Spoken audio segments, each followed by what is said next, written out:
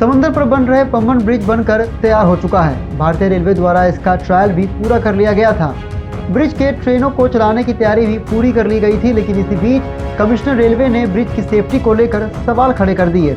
Railway commissioner ने सवालों के बाद अब रेलवे ने हाई लेवल कमेटी का गठन किया है। रामेश्वर और पम्बन द्वीप को जोड़ने के लिए बनाए गए पम्बन ब्रिज को लेकर दक्षिणी जोन के रेलवे सुरक्षा आयुक्त CRS ने अपनी जांच में कई कमियां पाई हैं। उन्होंने अपनी रिपोर्ट में इन कमियों का जिक्र करते हुए रेल मंत्रालय को यह रिपोर्ट भेजी है।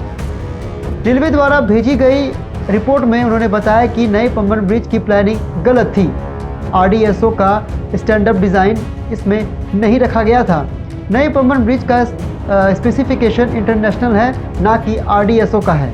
नए पम्बन ब्रिज की डिज़ाइन और निर्माण के एग्जीक्यूशन और RDSO को इन्वॉल्व नहीं किया गया। आपको बता दें कि पम्बन ब्रिज वर्टिकल खुलने वाला देश का पहला ब्रिज है। इस ब्रिज की कुल लंबाई 2.05 किलोमीटर है। पुराने पुल की तुलना में नए पुल 3 मीटर ऊंचा और समुद्र तल से 22 मीटर ऊंचा है।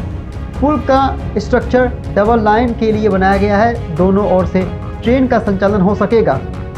इस लिहाजे से ये भी देश का पहला ब्रिज है जिसे ट्रेन स्पीड से दौड़ सकेगी, जिसपे ट्रेन की रफ्तार 80 किलोमीटर प्रति घंटा होगी। पुराने ब्रिज पर ट्रेनों की रफ्तार 10 किलोमीटर प्रति घंटा थी।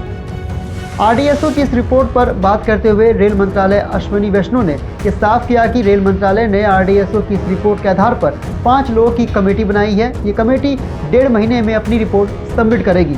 आखिर ये RDSO है क्या? तो आपको बता दें, RDSO research designing and standard organisation है, यानी कि अनुसंधान, डिजाइन और मानक संगठन।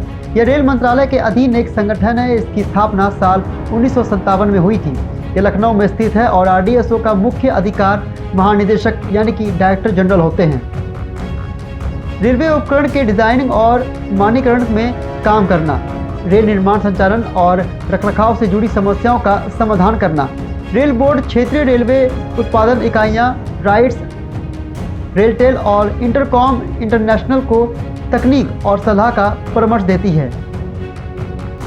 RDSO ने रेल दुर्घटनाओं को रोकने के लिए कई काम किए हैं, जैसा कि कवच और एक स्वदेशी ट्रेन सुरक्षा प्रणाली विकसित की है। यह प्रणाली लोको पायलट को सिग्नल के साथ साथ अन्य पहलुओं की स्थिति के बारे में भी जानकारी देती है। ट्रैक पर चलती ट्रेनों के बीच आमने सामने की टक्कर और दुर्घटनाओं की संभावना को कम करने के लिए एक खास तरह का उपकरण को तैयार किया है।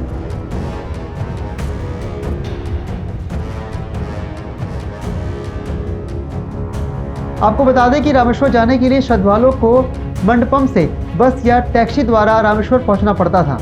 इससे काफ़ी समय लगता था और रामेश्वर आइलैंड जाने के लिए केवल एक ही ब्रिज था। इस वजह से इसमें जाम लगता था और पम्बन ब्रिज के बन जाने से, इसका शुरू हो जाने से श्रद्धालु सीधा ट्रेन के जरिए से अब रामेश्वर पहुंच सकेंगे। इससे उनकी यात्रा में सहूलियत होगी और उनका समय भी बचेगा। इससे श्रद्धालु भी इस ब्रिज को लेकर काफ़ी इंतज़ार करने में लगे हैं। बता दें कि 2019 में इस ब्रिज की आधारशिला PM मोदी ने रखी थी।